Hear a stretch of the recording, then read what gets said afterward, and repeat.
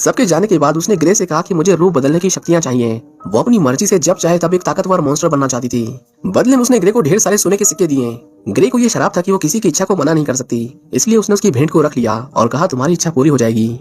रानी के जाने के बाद उसकी सेना का कैप्टन चोरी छिपे ग्रे से मिलने आया। उसने कहा मैंने सुना कि तुम सबकी इच्छा पूरी कर सकती हो, मेरी भी एक ख्वाहिश है, क्या तुम उसे पूरा करोगी? उसने अपनी बेशकीमती घड़ी ग्रे के हाथों में रखते हुए कहा कि मैं नहीं जानता कि रानी ने तुमसे क्या मांगा, पर मैं चाहता हूँ कि वो उसे कभी ना मिले जिसके लिए वो तुम्हारे पास आई थी। ग्रे जानना चाहती थी कि उसका सबसे वफादार सिपाही अचानक एक गद्दार कैसे बन गया, पर जेराइस ने कहा कि वो गद्दार नहीं है, वो ये सब रानी को आने वाले खतरे से बचाने के लिए कर रहा है। ग्रे उसे भी मना नहीं कर सकती थी, इसलिए उसने उसकी विश को भी एक्सेप्ट कर लिया। उन दोनों की इच्छा पूरी करने के लिए उसने सबसे पहले एक शेप शिफ्टर को ढूंढना शुरू किया। उसे लॉस्ट लैंड्स में कुछ हंटर्स के डरे हुए चेहरे दिखाई दिए जो एक गुफा में किसी अनजान चीज को मारने की कोशिश कर रहे थे। ये वही मॉन्स्टर था जिसकी रानी को तलाश थी, पर उस तक पहुंचना इतना आसान नहीं था। इसके बाद हम राजा को देखते हैं जो किसी अज्ञात बीमारी के कारण धीरे धीरे मौत के मुंह में फिसलता जा रहा था। रानी उससे नफरत करती थी और उसकी सत्ता हड़पने की चाह ने उसके आखिरी दिनों को और भी दर्दनाक बना दिया था। इतना ही नहीं, रानी उसके जिंदा रहते किसी और से प्यार करने लगी थी और वो आदमी कोई और नहीं बल्कि बोयस था। एक दिन उससे मिलने के बाद जब वो महल से जा रहा था तभी गार्ड्स ने उसे पकड़ लिया और उसे अपनी पहचान बताने को कहा, पर नशे में धुत बोयस उन्हें मारकर बड़े आराम से वहाँ से निकल जाता है। ग्रे को एक शिकारी की तलाश थी जो उसके साथ लॉस्ट लैंड्स में चल सके।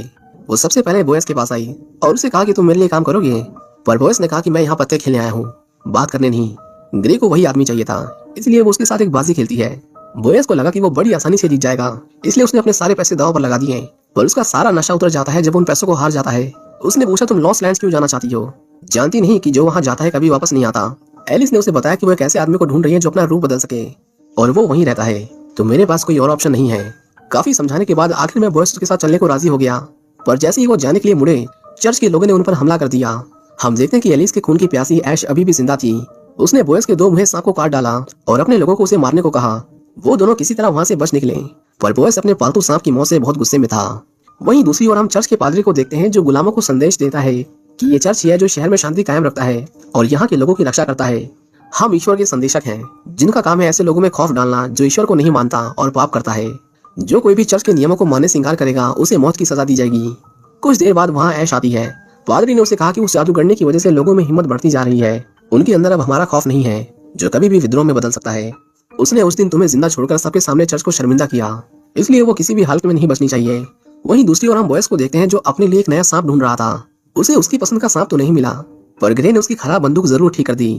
कल के सफर के लिए उन्हें आराम की जरूरत थी, इसलिए वो सो जाते हैं। देर रात को जब ग्रे की आंख खुलती है तो वो पाती है कि बॉयस ने उसे वहाँ रेंग रहे एक जहरीले बिच्छू से बचाया था। उसने कहा तुम मर गई तो मेरा नुकसान हो जाएगा और मैं ये होने नहीं दूंगा। अगले रोज वो दोनों ट्रेडिंग पोस्ट पर पहुंचते हैं जहां बॉयस के पुराने दोस्त रहा करते थे। उन्होंने उनका खुले दिल से स्वागत किया और आज की रात वो वहीं काटने वाले थे। बॉयस कहता है कि हमें जल्दी पहुंचने के लिए ट्रेन ट्रैक से जाना होगा, पर वहाँ बहुत खतरा है। तभी वहाँ उसकी दोस्त मारा आ जाती है और वो उसे अपने साथ चलने को कहती है।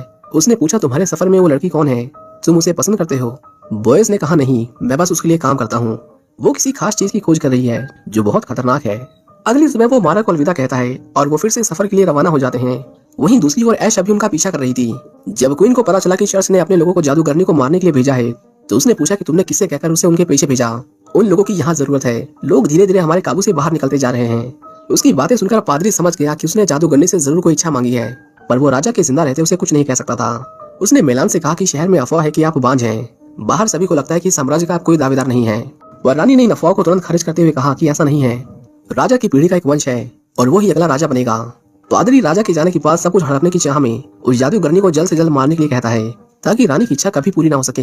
ऐश जल्द ही ट्रेडिंग पोस्ट पर पहुंची और उन्होंने मारे से बॉयस का पता पूछा।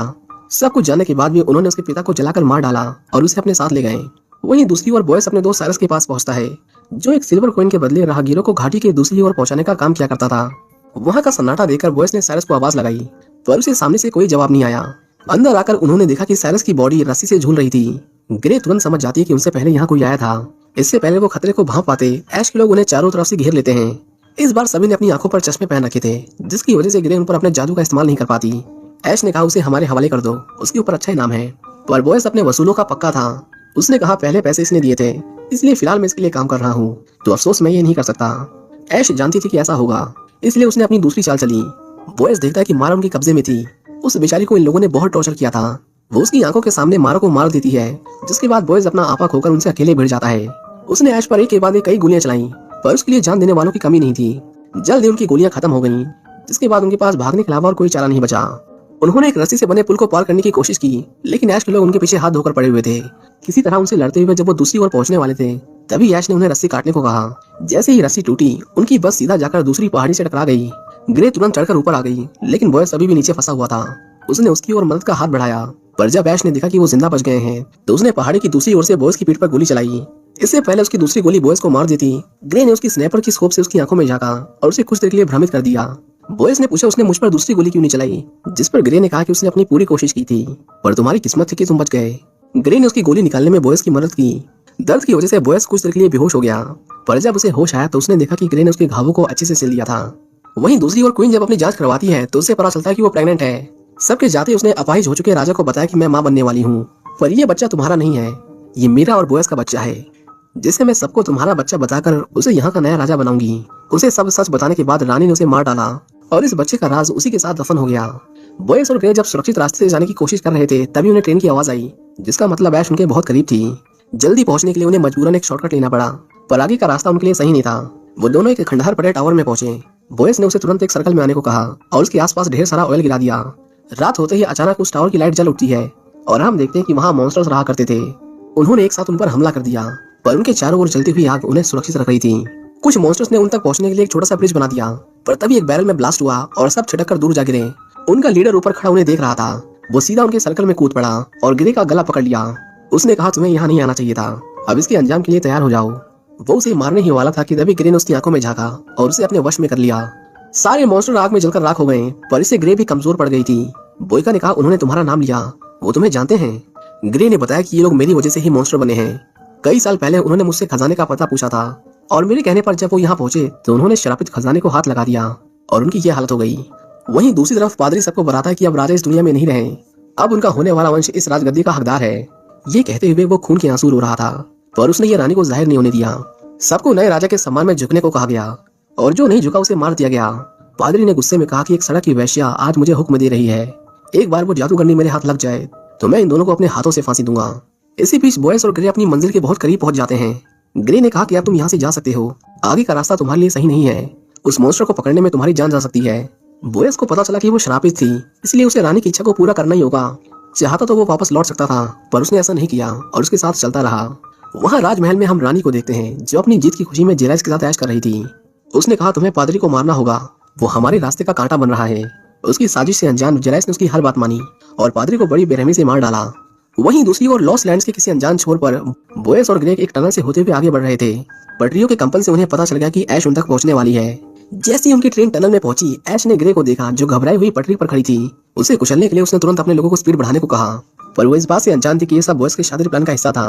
जैसे ही ट्रेन टनल से निकली, ऐश ने देखा कि आगे की पटरियां टूटी हुई थी। उनकी ट्रेन सीधा खाई में गिर गई और उसमें सवार सभी लोग मारे गए। अमावस्या की रात करीब थी, इसलिए उन्होंने जरा भी देर न करते हुए आगे बढ़ने का फैसला किया। आखिर में ग्रे अपनी मंजिल पर पहुंच चुकी थी। वहाँ उसे वही गुफा दिखाई दी जिसे उसने अपने ख्यालों में देखा था। चारों तरफ उन लोगों के कंकाल पड़े हुए थे जिन्होंने उस मॉन्स्टर को मारने की कोशिश की थी। बॉयस ने कहा अभी भी देर नहीं हुई है, तुम यहाँ से चली जाओ। जब उसने उसे सिल्वर क्लॉज निकालते हुए देखा तो उसने कहा जरा अपने आसपास देखो, हर तरफ चांदी की तलवारें, चाकू, तीर भाले पड़े हुए हैं। सिल्वर बेशक उसकी कमजोरी है, पर ये उसे मारने के लिए काफी नहीं। चांद निकलने ही वाला था कि तभी वहाँ बारिश शुरू हो जाती है। ग्रे ने कहा लगता है उसके आने का समय हो गया। हम देखते हैं कि वो मॉन्स्टर कोई और नहीं बल्कि बॉयस ही था। उसने कहा तुम्हें क्या लगा कि मैं नहीं जानती? मैंने तुम पर भरोसा किया था, मुझे लगा कि तुम मुझे सच बता दोगे, पर देखो तुमने क्या किया, मुझे यहाँ ले आए ताकि मुझे मार सको। इसी बीच बॉयस धीरे धीरे मॉन्स्टर में बदल रहा था। जल्दी उसने खुद पर काबू खो दिया और ग्रे के ऊपर हमला कर दिया, पर ग्रे कोई आम इंसान नहीं थी। उसने बॉयस की आंखों में देखकर उसे भ्रम में डाल दिया। ढेर सारे क्रोस ने उसे घेर लिया और जैसे ही उसने उन पर हमला किया वो गायब हो गए और सामने खड़ी ग्रे ने उस पर एक के बाद एक कई जानलेवा हमले किए। आंखों के धोखे के सामने उसकी ताकत किसी काम की नहीं थी। जल्दी चांद को बादलों ने ढक लिया, जिससे बॉयस अपने इंसानी रूप में वापस लौट आया। उसकी ताकत छीनने के लिए उसका मॉन्स्टर बनना जरूरी था, इसलिए ग्रे ने बादलों के हटने का इंतजार किया। बॉयस को पता चला कि ग्रे ने उसकी बॉडी में सिल्वर कॉइन डाल दिया था, जो उसके शरीर के लिए जहर का काम कर रहा है। ग्रे जैसे उसे मारने के लिए आगे बढ़ी, बॉयस ने तुरंत उसे रोकते हुए कहा तुम सबकी विश पूरी करती हो, मेरी भी एक विश है। उसने कहा मैं तुम्हारे साथ रहना चाहता हूँ, मैं जिंदा रहना चाहता हूँ। ये सुनकर ग्रे की आंखों में आंसू आ गए। उसने कहा हाँ मैं सबकी विश पूरी करती हूँ, लेकिन उसके लिए सामने वाले को कीमत चुकानी पड़ती है। बताओ तुम मुझे क्या दे सकते हो? बॉयस ने कहा सब कुछ जो तुम चाहो। जैसे ही चांद की रोशनी बॉयस पर पड़ी वो मॉन्स्टर में बदलने लगा, लेकिन उससे पहले ही ग्रे ने उसे मार दिया और उसकी खाल लेकर वहाँ से चली गई। उसे वापस लौटता देख सभी गुलामों में खुशी की लहर दौड़ गई। ग्रे ने जेराइस को मॉन्स्टर की खाल दी और कहा रानी से कहना कि इस पर अपने खून की कुछ बूंदें डालकर इसे पहनकर सो जाएं। अगली सुबह उस मॉन्स्टर की सारी ताकतें उनके अंदर समा जाएंगी। जेराइस ने कहा कि तुमने मेरी विश पूरी नहीं की। मैंने कहा था कि रानी की इच्छा पूरी नहीं होनी चाहिए, तो फिर ये क्या है? ग्रे ने कहा कि मैं अब तक जिंदा हूँ क्योंकि तुम्हारी इच्छा पूरी हो चुकी है। तुम रानी को चाहते थे, इसलिए तुमने उस आदमी को अपने रास्ते से हटाना चाहा जिससे वो प्यार करती थी। वो अब मर चुका है और ये खाल उसी आदमी की है। रानी को जब पता चला कि जादूगरनी ने बोयस को मार दिया तो वो फूट फूट कर रोने लगी। बोयस उसके बच्चे का होने वाला बाप था जिसके साथ उसने अपनी बाकी की जिंदगी के सपने देखे थे। जेराइस उसे समझाने की कोशिश करता है कि वो एक मॉन्स्टर था, देखो उसने तुम्हें क्या बना दिया। ये सुनते ही रानी गुस्से में उसे मार डालती है। जिस ताकत के लिए उसने ये सब किया था, आखिर में उसने उसका लालच त्याग दिया और वो उस खाल को वहीं छोड़कर वहां से चली गई। ग्रे जब राजमहल से बाहर निकली तो हजारों की तादाद में गुलामों की पूरी फौज अंदर घुस गई और उन्होंने राजा के सैनिकों को मारकर सत्ता को अपने हाथ में ले लिया। हम देखते हैं कि जैसे ही अगले दिन का सूरज निकला, उसकी रोशनी उस खाल पर पड़ते ही वो जलकर राख हो गया। उसकी चिंगारियां उड़कर बोयस की कब्र के पास आईं और उसे दोबारा जिंदा कर दिया। इस तरह ग्रे ने सबकी इच्छाएं पूरी कर दी थी। जिसे जो चाहिए था वो मिल गया, पर सभी को अपनी इच्छाओं की भारी कीमत चुकानी पड़ी। बोयस ग्रे से अपने साथ हुए धोखे का बदला लेना चाहता था। उसने उसे ढूंढ निकाला और उसे मारने की कोशिश की, पर जल्द ही उसे एहसास हुआ कि इस नर्क में जिंदा रहने के लिए उन्हें एक दूसरे की जरूरत है। नफरत होने के बाद भी उन्होंने साथ में काम करने का फैसला किया। आखिर में हमें उन्हें लॉस्ट लैंड की सबसे खतरनाक जगहों पर एक साथ जाते हुए दिखाया जाता है। और इसी के साथ ये मूवी यहीं